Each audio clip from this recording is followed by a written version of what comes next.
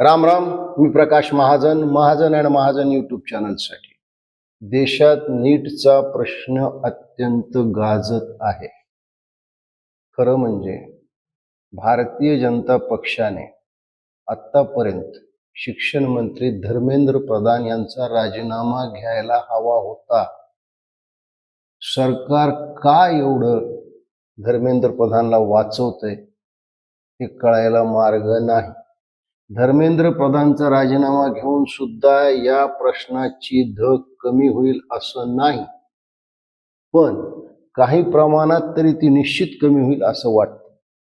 कारण भारतीय जनता पक्षाचे एक मंत्री ज्यांचं स्वतःचं खातं नाही, ते पेट्रोल विषयी जे बेजबाबदारपणे विधानं करत आहेत, ज्या हुकुमशाही पद्धतीनं बोलत आहेत, त्याबद्दल आधीच जनतेच्या मनात खूप रोष आहे. आणि त्यातून धर्मेंद्र प्रधान यांचा राजीनामा न घेतल्यामुळे त्या रोषात भर पडली. खरं म्हणजे जंतर मंतरवर चाललेलं आंदोलन हे बऱ्याच राजकीय पक्षाला संजीवनी देणारं ठरलेलं आहे. किंबहुना महाराष्ट्रात ज्यांची राजकीय दुकानं आता बंद होत चालली होती, त्यांच्या दुकानात येणारं गिऱ्हाईक कमी होत चाललं होतं, असे लोक सुद्धा दुसऱ्या दिवशी पोहोचणार असं म्हणतात, रात्रीच जाऊन आदल्या दिवशी रात्रीच जाऊन जंतर मंतरच्या तिथं असलेल्या कॉक्रोच जनता पार्टीच्या आंदोलनात सहभागी झाले. खरं म्हणजे मी यापूर्वी म्हटलेलं आहे की आंदोलन फक्त नीटसाठी चाललंय का? तर अजिबात नाही.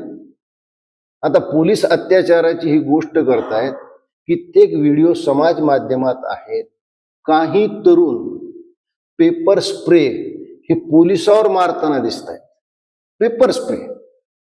एका पोलिसांनी सांगितलेलं आहे की जंतर मंतरवर जवळ असलेल्या एका सुलभ शौचालयाच्या वर काही मुलं आणि मुली तिथून टाईल विटा फेकत होते.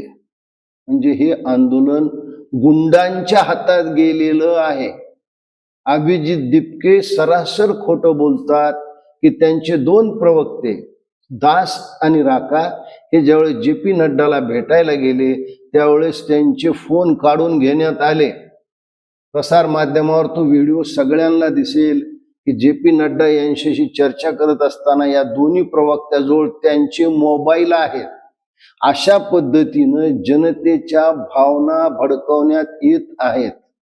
आणि या संकटाच्या काळात ज्या राजकीय पक्षाला ही संधी वाटते ते सगळे तिथं चाललेले आहेत. म्हणजे पवार साहेब सुद्धा जंतर मंतरवर गेले. उद्धव ठाकरे हे आज जाणार म्हणले होते, ते कालच रात्री पोहोचले असं दिसतंय. म्हणजे प्रत्येक जण आपली बुडती नौका यातून सावरेल का, किनाऱ्याला लागेल का हा प्रयत्न करतो. त्यांना नीटच्या प्रश्नाविषयी काही घेणं देणं आहे. आता मला सांगा, नुकत्याच झालेल्या नीटच्या परीक्षेचा निकाल लागला.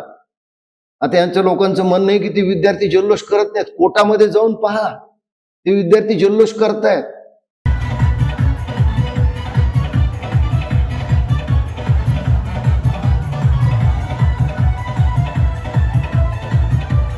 ते आपल्या आपल्या पुढल्या प्रवेशासाठी सगळे प्रक्रिया करतायत. मग हे आंदोलन करतो कोण? हे हे जे काही गुंड आहेत, ज्यांच्या बॅगेमध्ये दगड आहे, ज्यांच्या बॅगेमध्ये हत्यार आहेत, पेपर स्प्रे आहेत. आणि त्याहूनही एक अभूतपूर्व घटना काल अशी घडली. या देशाचे दोन्ही विरोधी पक्ष नेते म्हणजे लोकसभेतले आणि राज्यसभेतले, काल खरगे यांचा वाढदिवस होता आणि त्यानिमित्त हे सगळे नेते खरगेंच्या घरी जमले. काँग्रेसनं आपल्या जे काही ज्यांची राज्य आहेत तिथल्या मुख्यमंत्र्यांना तिथं बोलून घेतलं. विरोधी पक्ष नेते राज्यसभेतले खरगे यांचं घर पंतप्रधानाच्या घरापासून 1 किलोमीटर अंतरावर आहे. तो सगळा भाग अत्यंत संवेदनशील आहे. आणि अचानकपणे लोकसभेचे विरोधी पक्ष नेते राहुल गांधी, राज्यसभेचे विरोधी पक्ष नेते श्री खरगे आणि त्यांचे काही खासदार, काही प्रदेशाचे मुख्यमंत्री पंतप्रधानाच्या घराकडे चालू लागतात.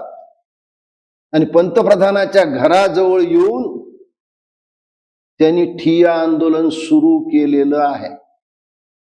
हे निश्चित आहे की राहुल गांधीने सर्वप्रथम नीटच्या पेपर फुटीचा प्रश्न लोकसभेत मांडला होता. बाहेर सुद्धा पत्रकार परिषद घेऊन त्यांनी हा प्रश्न मांडला होता. पण आता पहा, जंतर मंतरवर इतर सगळे विरोधी पक्षनेते गोळा होत आहेत आणि नीटच्या प्रश्नावरचं श्रेय जंतर मंतरवरच्या कॉक्रोच पार्टीला, खरं म्हणजे अजून ती पार्टी रजिस्टर नाहीये किंवा इतर कुणाला जाऊ नये या उद्देशाने काँग्रेस पक्ष आपल्या दोन्हीही विरोधी पक्षनेत्यासह पंतप्रधानाच्या घराजवळ ठिय्या आंदोलन देऊन बसला. त्यात त्यांचे अखिलेश यादव येऊन त्यांना मिळाले. खरं म्हणजे हे दोन्ही पक्ष उत्तर प्रदेशमध्ये येणारी विधानसभा एकत्र लढवत आहे. मला सांगा, या देशाच्या विरोधी पक्षांनीच जर असं वागायचं ठरवलं, या देशाला वाचवणार कोण? मला सांगा. आम्ही पंतप्रधानाला घराच्या बाहेर पडू देणार नाहीत.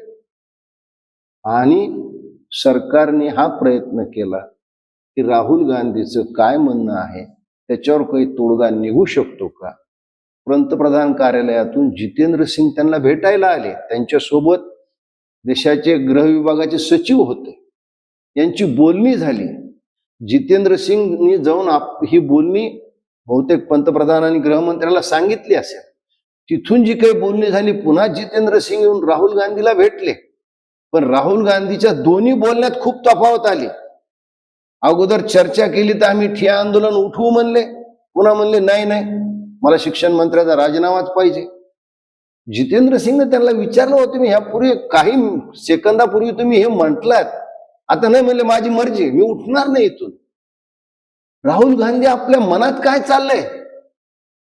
तुम्हाला बांगलादेशासारखं शेख हसीनाचं घर ज्या पद्धतीनं जाळलं, त्या पद्धतीनं तुम्हाला पंतप्रधानाचं घर जाळायचंय का? तुम्हाला नेपाळमध्ये ज्या पद्धतीनं तिथल्या पंतप्रधानाचं, तिथल्या राष्ट्रपतीचं घर जाळलं, तसं काही तुम्हाला करायचंय का? सिलोनमध्ये जे झालं तसं काही तुम्हाला करायचंय? आहे काय तुमच्या मनात? ही हिंसा तुम्हाला करायची आहे का? राहुल गांधी, आपण दिलेला शब्द जर पाळला असता तर कदाचित चर्चेने तुम्हीच सांगता की संसदेमध्ये सगळ्या गोष्टीची चर्चा झाली पाहिजे. मग चर्चेपासून आपण दूर का पळता? मला असं वाटतं, एकीकडे भारतीय जनता पक्षाचा अहंकार आणि दुसरीकडे संकटात सुद्धा संधी शोधणारा विरोधी पक्ष, या कात्रीमध्ये या देश सापडलेला आहे. आम्ही तर निश्चित हिंदुत्वाच्या बाजूने आहोत, ते आम्ही कधीही लपवून ठेवलेलं नाही आहे.